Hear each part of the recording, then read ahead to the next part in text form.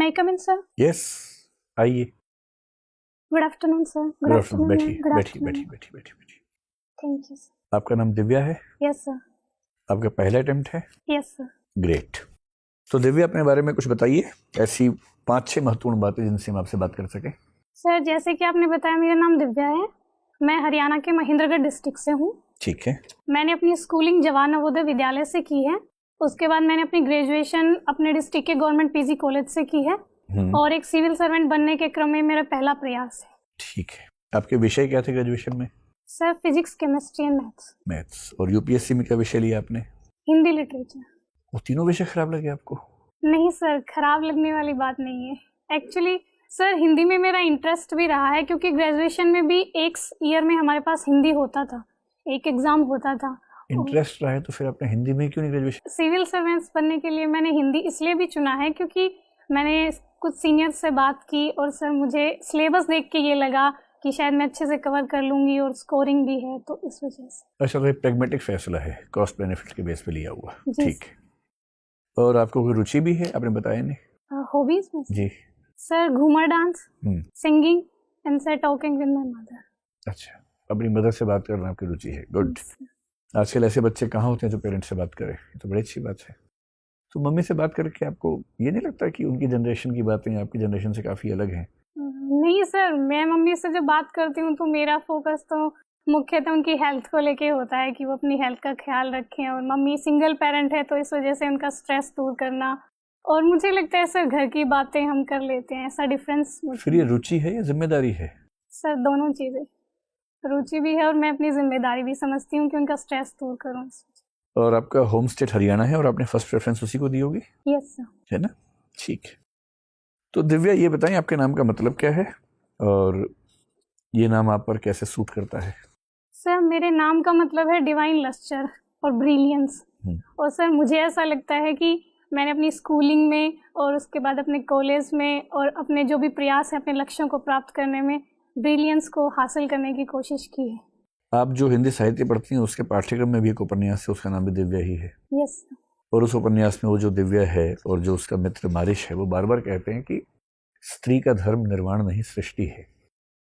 क्या मतलब है इस बात का और क्या आप इस बात से सहमत हैं आज के ज़माने में? सर, मारिश का इससे मतलब है कि नारी को प्रकृति ने जो सर कर्तव्य दिया है सृष्टि को आगे बढ़ाने में, उसको वहीं अपना के चलना चाहिए। और सर, जो निर्वाण का मार्ग है वो नारी के लिए श्रेष्ठ नहीं है। ठीक है। और सर, मुझे भी पर्सनली ऐसा ही लगता है कि सर, लेकिन जेंडर इक्वलिटी के साथ सर। जैसे हमारे देश में 2 महिला राजनेता इस समय ऐसी मैं सोच पा रहा हूँ जो बहुत योग्य हैं, उन्होंने बहुत महान काम किया पर विवाह नहीं किया, परिवार को आगे नहीं बढ़ाया। ममता जी हैं, मायावती जी हैं। क्या हम उनके योगदान को शून्य मान लें क्योंकि उन्होंने सृष्टि के रास्ते को आगे नहीं बढ़ाया? नहीं सर, ऐसा तो नहीं है सर। हर महिला की अपनी ये पर्सनल चॉइस है। और सर, राजनीति के क्षेत्र में उन्होंने इतना अच्छा किया है, तो हम सिर्फ सृष्टि को आगे ले जाने के बेस पे कहीं किसी महिला का मूल्यांकन नहीं कर सकते। ठीक है। अब आप ये बताएं कि हरियाणा में आजकल बहुत सारे जो विवाद चल रहे हैं उनमें से एक विवाद तो चंडीगढ़ को लेकर है। Yes sir. तो केंद्र सरकार का ये कहना है कि भाई, जब सारी यूटीज़ में हमारे ऑफिसर्स हैं, जो एजी एमयूटी कैडर के ऑफिसर्स हैं वो हर जगह हैं, दिल्ली में हैं, मतलब गोवा में जो पहले की यूटी था वहाँ भी हैं, लक्षद्वीप में है, अंडमान निकोबार में है, अब जम्मू कश्मीर में भी हैं, लद्दाख में भी हैं। तो चंडीगढ़ को अलग से लाट साहब बनने का क्या मतलब है कि उस यूटी में ऑफिसर्स हरियाणा पंजाब कैडर के होंगे? क्यों होंगे? तो केंद्रीय गृह मंत्री कह रहे हैं कि अब से हम चंडीगढ़ में भी एजी एमयूटी कैडर के ऑफिसर नियुक्त करेंगे। पंजाब सरकार इस बात पर भड़की हुई है, हरियाणा सरकार भी उतना नहीं भड़क सकती क्योंकि सरकार उसी पार्टी की है, लेकिन वो भी नाराज बीच में दिखते हैं। आपकी राय में क्या होना चाहिए? चंडीगढ़ का जो एडमिनिस्ट्रेशन है कैसे चलना चाहिए? सर, चंडीगढ़ एक यूटी है, तो ये केंद्र सरकार का दायित्व और उसके जुरिस्डिक्शन में आता है कि अगर वो चाहे तो सर, जो आगमुट के कैडर है वो चंडीगढ़ में नियुक्त कर सकती है। लेकिन जिस टाइम समझौता हुआ सर, उस टाइम ये डिसाइड हुआ था कि चंडीगढ़ और पंजाब के ऑफिसर्स ही वहाँ काम करेंगे। तो अभी अगर सेंट्रल गवर्नमेंट ये चाहती है कि वहाँ पे आगमुट कैडर के ऑफिसर्स जाएं, तो सर ऐसा फैसला लेने में कोई मुझे बुराई नहीं लगती। हाँ, लेकिन आपको नहीं लगता कि फेडरलिज्म का सम्मान करते हुए इसमें राज्यों से भी संवाद होना चाहिए, एक तरफा फैसला नहीं होना चाहिए? हाँ सर, एक तरफ फैसला नहीं होना चाहिए इसमें। सर, हरियाणा और पंजाब के राज्यों की भी सहमति ली जा सकती है। क्योंकि एक बार इनसे सहमति लिए बिना 3 बिल पास किए थे, फिर क्या हुआ था आपने देखा ही है 2 साल में। तो संवाद की प्रक्रिया रहे तो बेहतर ही होगा, है ना। ठीक है सर। आप दिव्या, आपने अपने डेफ में लिखा है कि आपने नेतृत्व और व्यक्तित्व विकास के कार्यक्रम में भागीदारी की और उसमें पुरस्कार जीता, लीडरशिप एंड पर्सनैलिटी डेवलपमेंट। तो ये बताओ कि नेतृत्व का विकास कैसे किया जा सकता है, 2-3 तरीके बताएं। सर सबसे पहला तो मुझे लगता है जो लीडर होता है उसको अपने जो ग्रुप है उसके बारे में सर अच्छी जानकारी होनी चाहिए कि कैसे पॉलिसीज ले जानी, हमारा लक्ष्य क्या है, सबसे पहला ये है। दूसरा मुझे ऐसा लगता है सर एक लीडर के पास पर्सुएशन पावर होनी चाहिए कि वो अपनी पॉलिसीज़ के बारे में जो आम लोग हैं उनको अच्छे से समझा सके। और तीसरा मुझे लगता है सर नॉलेज और अवेयरनेस होनी चाहिए कि हमें जानकारी है कि कहाँ चीज़ें कैसे घटित हो रही हैं और सर मुद्दों के बारे में पता है। आपको लगता है कि नेतृत्व में त्याग की भावना भी होनी चाहिए, क्या वो एक आवश्यक गुण है? सर नेतृत्व में त्याग की भावना इसलिए होनी चाहिए क्योंकि कई बार सर लीडर्स को ऐसे फैसले लेने पड़ सकते हैं जहां उनके निजी जीवन और प्रोफेशनल जीवन में डायलेमा हो सर, तो इसलिए त्याग जरूरी है ताकि हम सर सर्वजन के हित में सोच सकें। और व्यक्तित्व विकास के लिए क्या क्या करना चाहिए? सर हमें अपनी स्ट्रेंथ्स और वीकनेस पता होनी चाहिए। क्या है आपकी स्ट्रेंथ? 3 स्ट्रेंथ बताइए। सर मेरी सबसे पहली स्ट्रेंथ है मैं हार्ड वर्किंग हूँ। एक सर अपनी स्कूलिंग में, अपने ग्रेजुएशन में। ठीक है, एक हो गया। सर दूसरा मुझे लगता है मैं होनेस्ट हूँ। सर लालच मुझे ज़्यादा डिगा नहीं सकता, तो मुझे सर जहाँ तक मैंने संभव हुआ है अपने जीवन में होनेस्टी को साधने का प्रयास किया है। और तीसरा सर मैं आशावादी हूँ। सर अगर मैं कोई कार्य कर रही हूँ उसमें टाइम लग भी रहा है तो सर मैं एक पॉजिटिव वे लेके चलती हूँ कि बेहतर परिणाम मिल ही जाएंगे। ठीक है, 3 वीकनेसेस बताइए।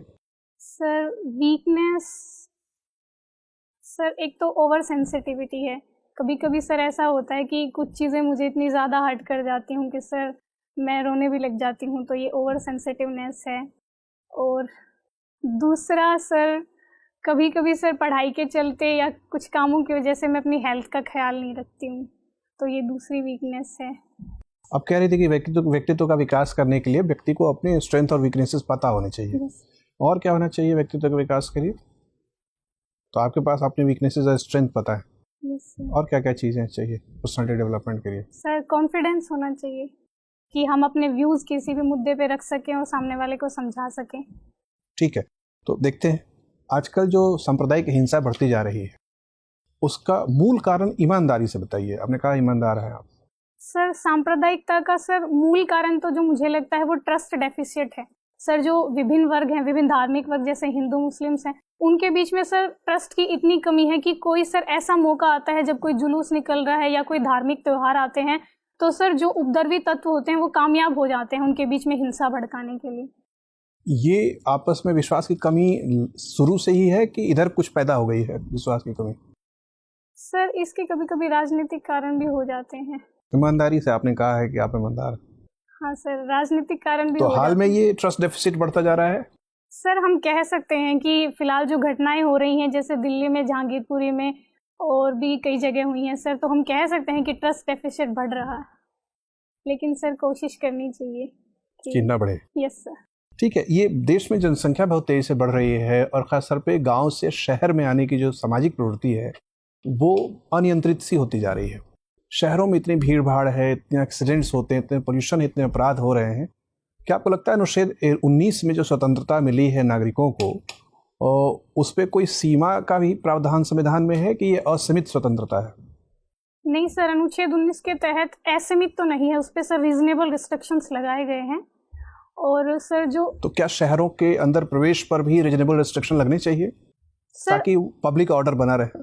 सर अगर भारतीय नागरिक हैं वो सर अपने आजीविका के लिए अगर प्रवास कर रहे हैं तो मुझे नहीं लगता कोई रिस्ट्रिक्शंस होने चाहिए। लेकिन पब्लिक ऑर्डर बनाए रखना भी तो उसमें उल्लिखित है अनुच्छेद 19 में। सर पब्लिक ऑर्डर प्रवास से तो मुझे नहीं लगता बिगड़ता है, इसके लिए तो सर क्यों, मैंने बताया तो जब मान लीजिए पोल्यूशन बढ़ रहा है तो पब्लिक ऑर्डर डिस्टर्ब हो रहा है, एक्सीडेंट्स बढ़ रहे हैं तो पब्लिक ऑर्डर डिस्टर्ब हो रहा है, अपराध बढ़ रहे हैं तो पब्लिक ऑर्डर डिस्टर्ब हो रहा है। सर माइग्रेशन इसका कारण नहीं है सर, इसके कारण है कि हमारी पॉलिसीज कैसी हैं और सर जो पब्लिक है उसका माइंडसेट क्या क्या खामियां हैं पॉलिसी में इस संदर्भ में?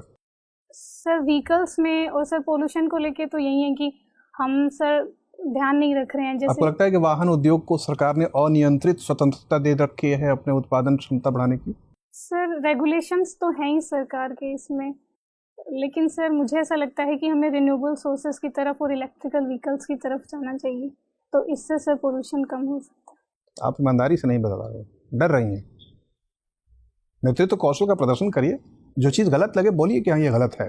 सर इसका एक कारण सर रेवेन्यू कलेक्शन भी हो सकता है कि जैसे सरकार लालच में लोगों के स्वास्थ्य से खिलवाड़ कर रही है, पैसे के लालच में। सर सरकार का ऐसा इंटेंशन तो नहीं होगा कि पैसों के लालच में सर सेहत के साथ खिलवाड़ करे, लेकिन सर वो एक पक्ष है कि रेवेन्यू कलेक्शन भी सर सरकार को अपनी पॉलिसीज बनाने के लिए ज़रूरत होती है, तो इंडस्ट्रीज़ को बढ़ावा तो देंगी ही, लेकिन सर हाँ हम ये कर सकते हैं कि इन इंडस्ट्रीज़ के जगह रिन्यूएबल सोर्सेज पे ध्यान दें। ठीक है, धन्यवाद। दिव्या, आप सर से बातचीत करते हुए लगातार बोल रही हैं कि हमें इंडस्ट्रीज़ की जगह रिन्यूएबल सोर्सेज पे ध्यान देना चाहिए। आपने इलेक्ट्रिक व्हीकल्स का भी मेंशन किया। क्या ये मान सकते हैं कि अभी जो कन्वेंशनल व्हीकल्स हैं उससे अगर इलेक्ट्रिकल व्हीकल्स की तरफ जाएंगे तो प्रदूषण पूरी तरह समाप्त हो जाएगा? मैम पूरी तरह तो से तो नहीं कह सकते, लेकिन अभी के कंपैरिजन में मैम इलेक्ट्रिक व्हीकल्स एक बेटर ऑप्शन है। इलेक्ट्रिक व्हीकल्स किससे चलेंगे? मैम विद्युत से। विद्युत कैसे उत्पन्न होती है? लेकिन मैम वो इलेक्ट्रिक व्हीकल्स में हम हाइड्रोजन यूज़ कर सकते हैं। ठीक है, हाइड्रोजन भी 3 तरह की हैं जिसमें से सिर्फ एक ही रिन्यूएबल है, जिसका अभी पूरी तरह से हम कह सकते हैं कि वो एक ऐसा रिसोर्स नहीं है जिस पर डिपेंड किया जा सके। इसके अलावा इलेक्ट्रिक व्हीकल्स में क्या लगती हैं? बैटरीज। वो किससे बनती हैं? Ma'am lithium. और लिथियम एक तरीके का प्रदूषण का सोर्स नहीं होगा? उसका मैनेजमेंट, उसका डिस्पोजल, जो बैटरीज ख़राब हो गई हैं, हम सिर्फ एक एयर पोल्यूशन को हटाने के लिए और कितने तरीके की पोल्यूशन बढ़ा देंगे, वो भी एयर पोल्यूशन पॉइंट सोर्स से हटा के ओपन सोर्स से पॉइंट सोर्स पे शिफ्ट कर देंगे। तो आपको लगता है कि सच में हम प्रदूषण की तरफ संवेदनशील हैं?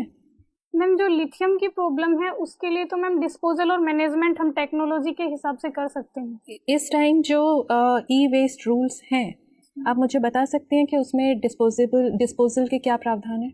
सबसे पहला तो मैम जो प्रोड्यूसर है उसकी रिस्पॉन्सिबिलिटी होगी, और जो हमारा ये पूरा सेक्टर है जो वेस्ट मैनेज करता है वो अनऑर्गेनाइज्ड है। यस तो कैसे प्रोड्यूसर तक पहुंचेगा? Sorry ma'am. घबराइए मत, थोड़ा सोचिए। मैम इसके लिए सेक्टर को ऑर्गेनाइज किया जा सकता है। पूरे सेक्टर को ऑर्गेनाइज कर पाएंगे? मैम जहाँ तक हो सकता है।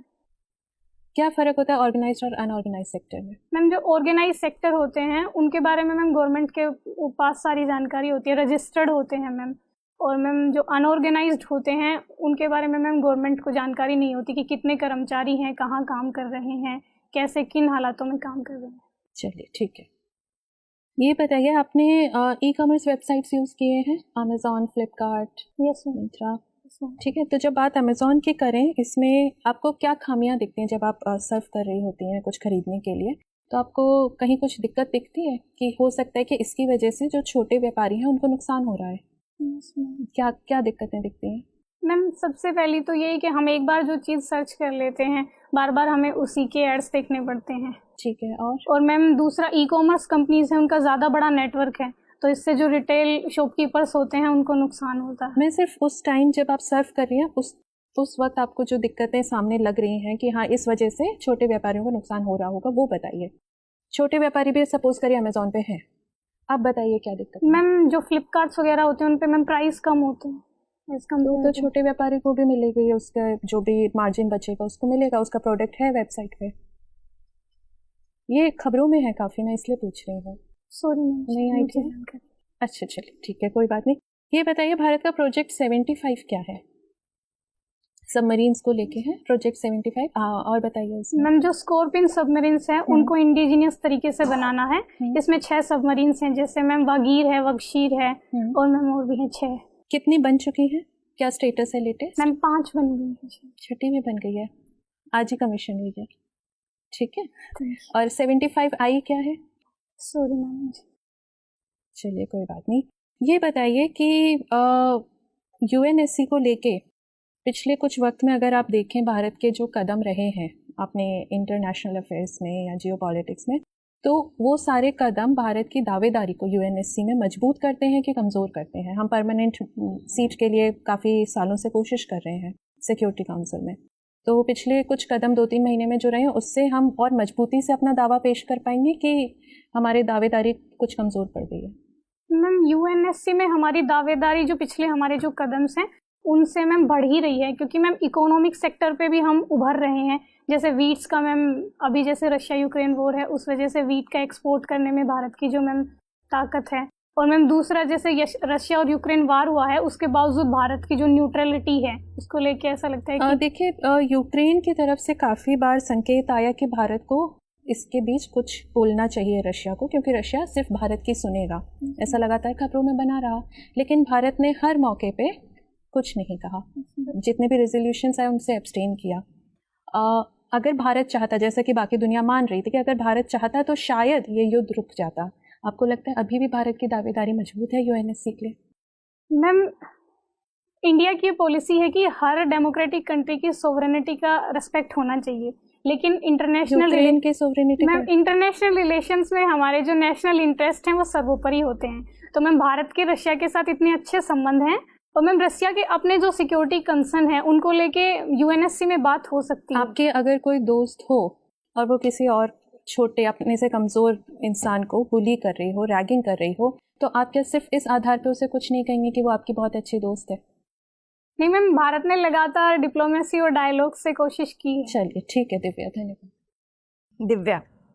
दिव्या आप हरियाणा से आती हैं। सेक्स रेशियो क्या है हरियाणा में? मैम 879 और तय क्या किया गया है? सॉरी मैम आपको नहीं पता है? हरियाणा से इतने सारे फेमस पर्सनालिटीज आती हैं, बहुत सारी महिलाओं ने खेल के क्षेत्र में नाम कमाया है, अन्य क्षेत्रों में भी नाम कमाया है, फिर भी क्या कारण है कि वहाँ पे सेक्स रेशियो इम्प्रूव नहीं हो पा रहा है? मैम सबसे पहला तो मैम हरियाणा को मैम जो हरित क्रांति हुई है उसकी वजह से एग्रीकल्चर में डोमिनेंट हो गई है इकोनॉमी, और किसी भी क्षेत्र की इकोनॉमी अगर मेल डोमिनेटेड है तो वहाँ पे मैम बॉयज़ को प्रीफर करने का ज़्यादा चलन देखा जाता है। और सर मैम दूसरा जो सेक्स सेलेक्टिव अबॉर्शन है हरियाणा में, जैसे मैम हरियाणा डेवलप्ड स्टेट है तो ट्रांसपोर्ट फैसिलिटीज़, मेडिकल फैसिलिटीज़ इतने बड़े लेवल पे उपलब्ध थी कि सेक्स सेलेक्टिव अबॉर्शन बहुत ज़्यादा हो गई। उसके बाद से मैम अब गवर्नमेंट ने ऐसी पॉलिसी चलाई है कि ये सब ना हो पाए, और अभी तो मैम सेक्स रेशियो बढ़ रहा है। घूमर करना आपको पसंद है? क्या है घूमर? मैम राजस्थान का फोक डांस। कैसे होता है? कहाँ से इसका ओरिजिन है? कहाँ से प्रारंभ हुआ? मैम घूमर बेसिकली मैम जो भील ट्राइब है वो अपनी गॉडेस सरस्वती के लिए करती थी। उसके बाद जब राजपूताना से उनका मेल जोल हुआ तो मैम राजपूतों के कल्चर में आ गया घूमर डांस। आपने कोई ट्रेनिंग ली है या शौकिया? नहीं मैम, घर पे कैसे? घर पे। अच्छा, आप कुछ फेमस लोगों के नाम बता सकती हैं जो इस डांस के लिए फेमस हो? मैम एक है महारानी गोवर्धन कुमारी, उन्होंने एकेडमी भी खोली हुई है मैम घूमर के लिए। अच्छा, और सिंगिंग की आपने कोई ट्रेनिंग ली है या सिंगिंग में आप शौकिया करती हैं? अच्छा, किस तरीके के गाने सुनती हैं आप? मैम हिंदी गाने जो भी पुराने नए? नहीं मैम, पुराने भी सुन लेती हूँ, नए जो भी अच्छे लग जाए। हाँ। तो दिव्या आपको गाने सुनना पसंद है और आप हिंदी साहित्य की भी विद्यार्थी हैं, ठीक है। आप मुझे कोई 5 सॉन्ग्स के नाम बता सकती हैं जो जिंदगी पे लिखे गए हों? मैम एक तो लता मंगेशकर जी का है जिंदगी हर कदम एक नई जंग है, और मैम एक है जिंदगी एक सफर है सुहाना, यहाँ कल क्या हो किसने जाना। एक मैम अभी हाल में आया था लव यू जिंदगी। हाँ, बस मैं वो रिकॉल नहीं कर पा रही। अच्छा कोई बात नहीं। हरियाणा से अभी तक जो खेल के क्षेत्र में जिन महिलाओं ने नाम कमाया है उनमें आपको कौन सबसे ज्यादा पसंद है? साक्षी मलिक। साक्षी मलिक, क्यों? मैम क्योंकि उन्होंने कम एज में इतना अच्छा कम एज में अच्छा परफॉर्म किया था इसलिए। ठीक है, और वैसे ब्यूरोक्रेसी में आपके कोई रोल मॉडल है? जो सिविल सर्वेंट्स हुए अब तक, महिला पुरुष कोई भी, उसमें आपके कोई रोल मॉडल है? मैम टीना डाबी। टीना डाबी, क्यों? मैम रीजन एक तो यही है कि पहले अटेम्प्ट में उन्होंने इतना पहला रैंक लिया। अच्छा, उस वजह से। ठीक है, आप नवोदय विद्यालय में पढ़ी हैं। नवोदय विद्यालय की अवधारणा क्या है? मैम इसमें जो रूरल बैकग्राउंड के बच्चे होते हैं जो टैलेंटेड हैं उनके लिए मैम एक रेजिडेंशियल स्कूल बनाया जाता है ताकि वो मैम अपनी सामाजिक आर्थिक पृष्ठभूमि के बिना मैम ज़्यादा अच्छा अपनी पर्सनैलिटी डेवलपमेंट कर सके और क्वालिटी एजुकेशन मिल सके। कब प्रारंभ हुए थे नवोदय विद्यालय? 1986 में। ठीक है। आप बताइए कि कहा जाता है कि साहित्य समाज का दर्पण है। आज के समय में जो साहित्य लिखा जा रहा है उसको देख के आपको लगता है कि वो समाज की जो दशाएं हैं उनको वास्तविक स्थिति में पेश कर पा रहा है हमारे सामने? मैम साहित्य लगातार मैम कोशिश करता है कि अपने समाज को प्रतिबिंबित करे और दर्पण की तरह काम करे। कुछ ऐसी कमियां हो सकती हैं, जैसे मैम अभी साहित्य में मैम कमर्शियलाइजेशन हो गया है, इस वजह से कुछ कमियां दिखाई पड़ रही हैं, लेकिन ऐसा नहीं है कि साहित्य में कुछ कमी आई है। जैसे मैम निर्मला पुतुल जी हैं, आदिवासी ट्राइबल्स जो महिलाएं हैं उनके ऊपर लिखती हैं, और ऐसी भी कई महिलाएं और साहित्यकार हैं जिन्होंने लगातार अच्छा किया है भ्रष्टाचार को, जैसे मैम प्रभात रंजन जी का है। तो मुझे ऐसा लगता है मैम साहित्य अभी भी दर्पण की तरह काम कर रहा है। अच्छा, आप क्योंकि नेतृत्व पे काफ़ी सारी बात की गई आपसे, लीडरशिप पे, आप जो आपको अच्छे लगते हो लीडर से मेरा आशय पॉलिटिकल लीडर से नहीं है, सिर्फ पॉलिटिकल लीडर से नहीं है, पॉलिटिकल फील्ड में, सामाजिक क्षेत्र में, बिजनेस के क्षेत्र में कुछ ऐसे लोग जिन्होंने बहुत अच्छी तरह से लीड किया हो, ऐसे कि नहीं 4-5 लोगों के नाम बता सकती हैं?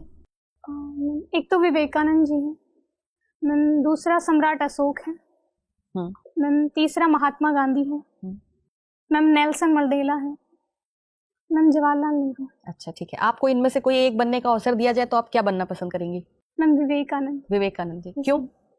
मैम क्योंकि वो रोल मॉडल रहे हैं मुझे मैम, उनकी जो मैम महिलाओं को लेकर उनकी जो धारणा रही है, और मैम युवाओं को लेकर काम करने की जो राष्ट्रवाद की नीति रही है, वो मुझे अच्छी लगती है। अच्छा, ठीक है। मेरा आपसे आखिरी सवाल है कि तुलसीदास जी को आपने पढ़ा है ना हिंदी साहित्य में, उनकी राम राज्य की अवधारणा क्या थी? मैम राम राज्य की उनकी अवधारणा थी कि ऐसा एक शासन हो, ऐसा राज्य हो जिसमें सभी लोगों को सभी परेशानियों से मुक्ति मिले। जैसे मैम उन्होंने कहा है, दैहिक दैविक भौतिक तापा, राम राज्य का हुई नहीं व्यापा। और जहाँ पे राजा अपने प्रजा के हितों के लिए कार्य करे, और प्रजा भी मैम अपने कर्तव्यों को समझकर मैम जो शासन है उसको बढ़ाने का काम। ठीक है Divya, thank you. Divya ma'am की बात को आगे बढ़ाते हैं। उन्होंने पूछा कि साहित्य दर्पण है। आपको क्या लगता है हिंदी साहित्य का छात्र होने के नाते कि साहित्य दर्पण अधिक है या दीपक अधिक है, या साहित्य को दर्पण होना चाहिए या दीपक होना चाहिए? अधिक क्या होना चाहिए? आपके विचार क्या है? सर बेसिकली तो साहित्य है वो दर्पण का भी काम करता है और दीपक का भी काम करता है। दर्पण का काम ऐसे करता है कि वो सर समाज को अपनी जो वीकनेस है और जो विचारधाराएं हैं उनसे रूबरू करवाता है कि कैसे हमें आगे बढ़ना। और दीपक ऐसे काम करता है कि सर वो समाज को एक रास्ता दिखाता है, जो सर वल्नरेबल सेक्शंस हैं उनकी आवाज़ को आगे उठाता है। जैसे मैथिली शरण गुप्त ने भारत भारती लिखी है और राष्ट्रवाद को आगे बढ़ाया है। लेकिन सर अगर दर्पण और दीपक में से एक चूज करना हो तो मैं कहूँगी सर दीपक की तरह काम करना चाहिए। वर्तमान में 21वीं शताब्दी में जो साहित्य आ रहे हैं उसमें आप क्या ये बात देखते हैं कि वह दीपक की भूमिका को भली भांति प्रकार निभा रहा है, जिस प्रकार 19वीं 20वीं शताब्दी के साहित्यकारों ने दर्पण के साथ साथ दीपक की भूमिका को भी निभाया? क्या 21वीं शताब्दी के कुछ ऐसे साहित्यकार का नाम बता सकते हैं जो इस दोनों भूमिका को भली भांति निभा रहे हैं? साहित्यकार में हाल के नहीं जानते। अच्छा, ठीक है। एक बात, घूमर नृत्य पर बातचीत चल रही थी आपकी। घूमर नृत्य में गाने की क्या भूमिका है? सर उसमें जो घूमर नृत्य में जो सॉन्ग होता है वो बेसिकली वुमेनहुड को प्रेजेंट करता है। महिलाएं जब कोई बालिका है वो चाइल्डहुड से वुमेनहुड में एंटर करती है तब घूमर की प्रैक्टिस होती है। वुमेनहुड क्या होता है? वुमेनहुड है कि सर महिलाएं अपने डिसीजंस खुद ले रही हैं और अपनी सोसाइटी में डोमिनेटेड है। क्या आपको लगता है कि हरियाणा का जो समाज है उसमें जो बात आप बतला रही हैं ये चरितार्थ हो रहा है? सर हरियाणा का ऐसा इतिहास रहा है कि वहाँ पे सेक्स रेशियो इतना कम है, लिटरेसी रेट इतना कम है महिलाओं का, लेकिन अभी गवर्नमेंट भी और सर वहाँ की जनता है, वहाँ सब कोशिश कर रहे हैं कि सर लगातार महिलाओं को आगे बढ़ने का मौका मिले। एक डिस्ट्रिक्ट मजिस्ट्रेट के रूप में यदि आप महेंद्रगढ़ में पोस्टेड हो जाते हैं तो हरियाणा के समाज में क्या क्या सुधार आप लाना चाहेंगी और कैसे कैसे लाना चाहेंगी? क्या आपकी क्या योजना है?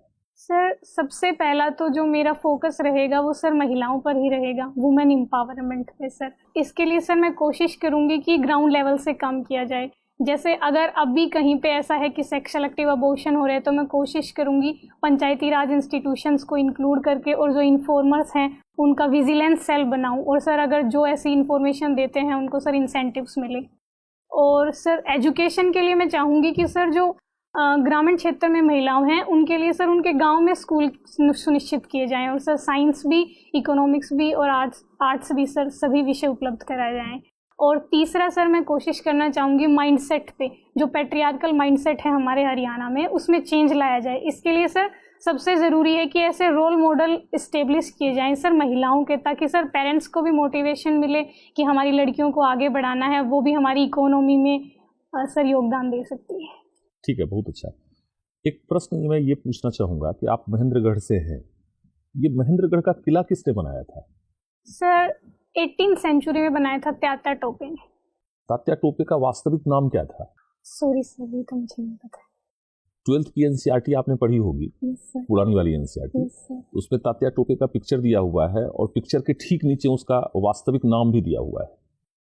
सर मैंने पढ़ा है लेकिन अभी रिकॉल नहीं अभी कर रिकॉल पा नहीं रही। कर पा रहे, ठीक है। अभी हाल फिलहाल में मौद्रिक नीति आई थी कुछ दिन पहले, यस सर। आपने पढ़ी उसको? Yes sir. तो मौद्रिक नीति में एक तो MCLR में परिवर्तन हुआ है। ये क्या है MCLR? सर MCLR एक सर मानक होता है जिसमें कोई भी बैंक जब अपने ऋण देता है तो सर मिनिमम LCR रेट पे दिया जाता है। तो ये MCLR और BLR दोनों में क्या अंतर है? सर सर मैं गैस कर रही हूँ, मुझे श्योर नहीं हाँ। है। सर बेसिक लैंडिंग रेट तो वो होता है जो कोई भी बैंक है वो अपने सबसे बेस्ट कस्टमर को दे सकता है उस रेट पे। और सर MCLR अभी में ये कॉन्सेप्ट चल रहा है या इसको समाप्त कर दिया गया? सर अभी तो MCLR पे दिया जाता ये कब से चल रहा है MCLR? कब इंट्रोड्यूस किया गया था? है। सॉरी सर मुझे। अच्छा, ठीक है। मतलब BLR के कॉन्सेप्ट को क्यों समाप्त किया गया, उसकी जगह पर MCLR क्यों आया? सर बेसिक लैंड रेट की जगह MCLR इसलिए लाया गया था ताकि उसमें सर जो एम्प्लॉयज़ के खर्चे हैं उनको भी इंक्लूड किया जाए और सर जो बैंक का प्रॉफिट है उसको भी बढ़ाया जाए शायद इस वजह से। मतलब सिर्फ गेस कर रही हैं या वास्तव में कुछ पता है इसके विषय में? सर पढ़ा है मैंने लेकिन। ठीक है सर। दिव्या ये बताओ कि PNDT एक्ट क्या था और उसे चेंज करके PNDT एक्ट क्यों बनाया गया था और इसमें हरियाणा की क्या भूमिका है? सर एग्जैक्ट तो नहीं पता है। अभी आपने जवाब दिया था, आपने खुद जिक्र किया, एक्ट का नाम नहीं बोला बस। हाँ सर मुझे पता है सर, प्री कंसेप्शन के लिए हाँ, वो सर PNDT में ये था कि जो सर क्या है इसकी फुल फॉर्म क्या है? सर PNDT किसी की भी बता दीजिए PNDT की, क्योंकि PC में तो सिर्फ PC जुड़ा है, वो आपने बता दिया प्री कंसेप्शन। सर याद नहीं है। कोई बात नहीं, बताइए इसमें था क्या? सर इसमें ये था कि सर किसी भी गर्भवती महिला के सर गर्भ के सर लिंग के बारे में नहीं बताया जाएगा। तो ये PNDT एक्ट में था। Yes sir. ठीक है, इसमें था कि जन्म से पहले बच्चे का लिंग निर्धारित नहीं किया जाएगा। फिर ऐसा कुछ हुआ कि एक्ट चेंज करके PNDT करना पड़ा, प्री कंसेप्शन एंड जो PNDT है वो करना पड़ा। क्या वजह थी? इसकी वजह हरियाणा पंजाब में ही नहीं थे। सर लगातार सेक्स रेशो कम हुआ। नहीं तो प्री कंसेप्शन का मतलब क्या है इसमें? अच्छा, MTP एक्ट क्या है और ये कब आया था? सर मेरे को डेवलप्ड राज्यों में जो महिला या मादा भ्रूण है उसकी हत्याएं ज़्यादा होती हैं। ओडिशा जैसे राज्यों में जहाँ डेवलपमेंट उतना नहीं है या झारखंड में, वहाँ मादा भ्रूण की हत्याएं कम होती हैं। क्या ये मान सकते हैं कि डेवलपमेंट और महिला समाज के बीच में विरोध का संबंध है? सर ऐसा तो नहीं कह सकते कि डेवलपमेंट और महिला विरोध के बीच में संबंध है, क्योंकि सर जो डेवलप्ड कंट्रीज होती हैं जैसे नॉर्वे, स्वीडन, फिनलैंड, उनमें महिलाओं की बहुत अच्छी स्थिति है। तो 3 ऐसी तकनीकें बताइए जिनके विकास से महिलाओं को फायदा हुआ हो और 3 ऐसी तकनीकें जिनके विकास से महिलाओं को नुकसान हुआ हो। सर महिलाओं को नुकसान तो एक सर इसी से हुआ है, जैसे हम प्री कंसेप्शन कर सकते हैं, अल्ट्रासाउंड की मशीन जैसे मान लेते हैं। हाँ सर, इनसे महिलाओं को नुकसान हुआ। और सॉरी सर। अच्छा, फायदा बताइए। ऐसी 2-3 तकनीकें जिनसे महिलाओं की जिंदगी बहुत आसान हो गई। सर एक तो रेफ्रिजरेटर। ठीक है, बहुत बढ़िया, रेफ्रिजरेटर। और दूसरा वॉशिंग मशीन। हाँ, बहुत सुंदर। और बताएं। और सर कुकिंग गैस। हाँ, वेरी गुड। तो ये आपके गांव में ये सब चीज़ें पहुंच गई हैं? Yes sir. पहुंच चुकी हैं। आप जैसे बेटी हैं और अपनी माँ से बड़ा संवाद करती है, तो मुझे हिंदी साहित्य में ऐसे 2-3 रचनाओं के नाम बताइए जहाँ बेटी का पर्सपेक्टिव आया हो, चाहे बेटी की ओर से कुछ कहा गया हो, चाहे बेटी के बारे में कुछ कहा गया हो। निराला की है सर, सरोज स्मृति, उसमें है। बेटी के ऊपर लिखा गया है। और दूसरा सर नागार्जुन ने लिखा है सर, प्राइवेट बस का ड्राइवर, उसमें कविता का नाम क्या है? कविता का नाम नहीं सर, कविता का नाम मुझे नहीं पता, लेकिन मुझे याद है सर। गुलाबी चूड़ियां नाम है उस कविता हाँ का। सर। क्या है उसमें, क्या लिखा गया है? कि सर एक प्राइवेट बस का ड्राइवर है, उसने अपने गियर के ऊपर अपनी बेटी की गुलाबी चूड़ियां टांग रखी। ठीक है, 2 हुए। कोई और संदर्भ, कोई ऐसी कविता जहां पर बेटी के दर्द को व्यक्त किया गया हो या बेटी ने अपने पिता से कहा हो कि मेरे दर्द को भी ध्यान दो? सर वो अमीर खुसरो ने लिखा है, काहे को ब्याह विदेश। क्या है, पंक्ति सुनाइए। आप काहे तो गाती भी है ना, गा के सुनाइए। काहे को ब्याह विदेश, सुन बाबुल मेरे, मैं तो बाबुल तेरे खूटे की गैया, हाकी हूँ की जाऊं रे विदेश, सुन बाबुल मेरे। बहुत बढ़िया। अब ये बताइए, जैसे मान लीजिए जब आप सफल हो जाएंगे, IAS बन जाएंगे, तो लोग आपको ना भगवान की तरह पूजेंगे आपके गांव में, और वहाँ बहुत सारी बच्चियाँ आपके पास आएंगी कि दीदी हम कैसे जीवन जिए, क्या करें जीवन में। तो मान लीजिए कि आप गांव गई और वहाँ 3-4 लड़कियां आपसे मिलने आई जिनकी उम्र 17, 18, 19 साल है, और वो कह रही हैं कि दीदी बहुत सारे